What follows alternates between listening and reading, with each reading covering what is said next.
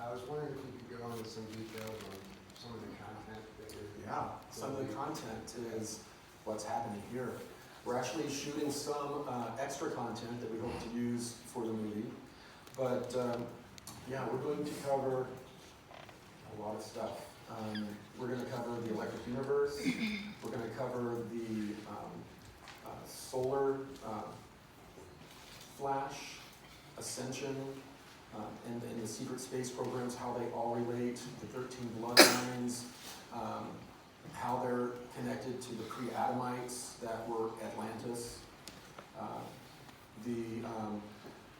We're going to talk about the different solar cycles that occur and the mini-novas that they produce, how that relates to ancient texts that talk about the sun erupting, and we're also going to tie it into more contemporary information like the secret space program, how the secret space program developed. NASA, I'm being told, was the concept was to create NASA to find out that if information that they had in their sacred and secret text was true, that there was a solar event that destroyed quite a bit of the solar system, on a cycle. They wanted to go out and find evidence of this. Well, the secret program, space program, went out and easily found this evidence. But how do you hand that down to scientists and researchers that are more mainstream? You can't, because it's classified. Where did you get this information? You can't tell them. So they needed an in-between. They needed NASA to send up these rickety rockets to the moon and send guys around in golf carts looking for basically black glass, mass that came from the sun, and they found it. They brought it back. They studied it, and they confirmed that indeed the sun, on a periodic basis, releases a huge amount of matter and energy, and when that happens, it shoots the mass out, and it happens in cycles. They can't say that this cycle coming up, it's going to be the worst one ever. They don't know. There are the solar events.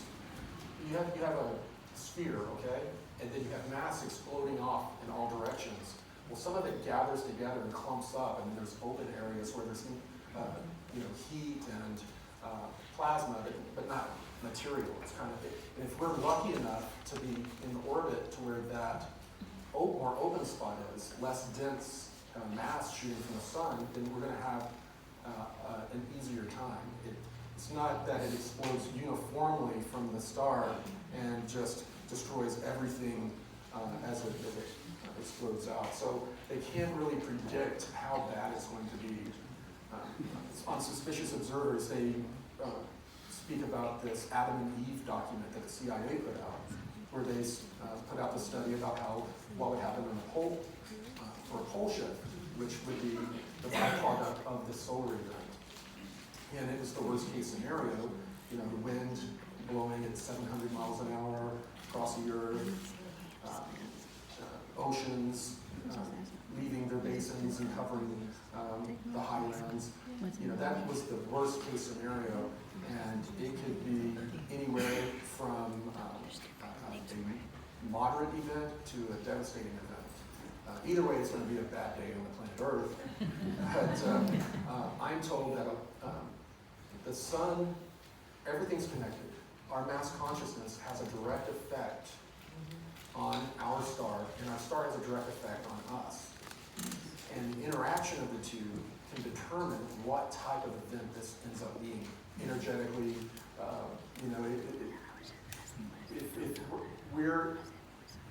if we have our mass consciousness has an effect on the sun in the right way, at the right time, as it's going mini-nova, then it has a direct effect on how it explodes and how severe the experience is. So we do have power in the situation. That when you talk about earth changes and cataclysms, you feel so small and powerless until you understand truly some of the stuff that Dr. Sala was talking about yesterday about the atoms being black holes and wormholes.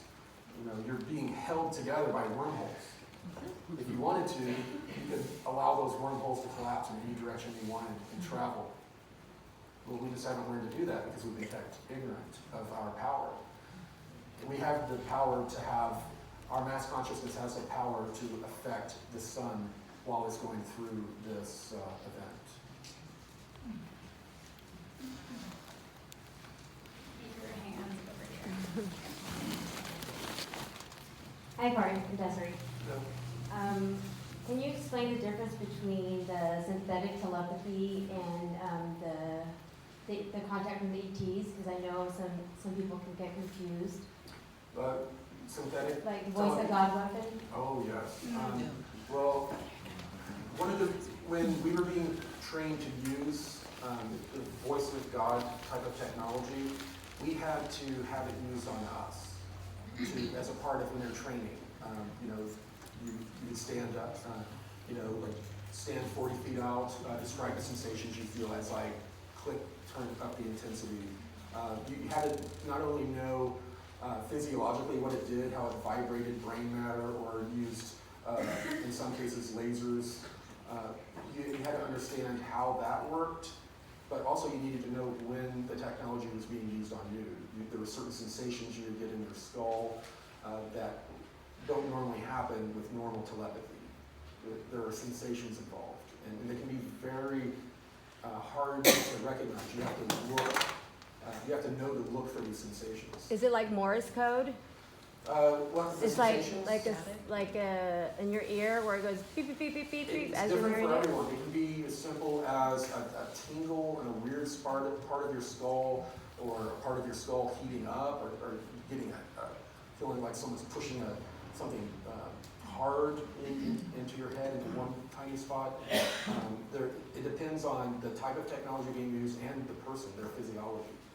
But you have to learn how to recognize that something's different.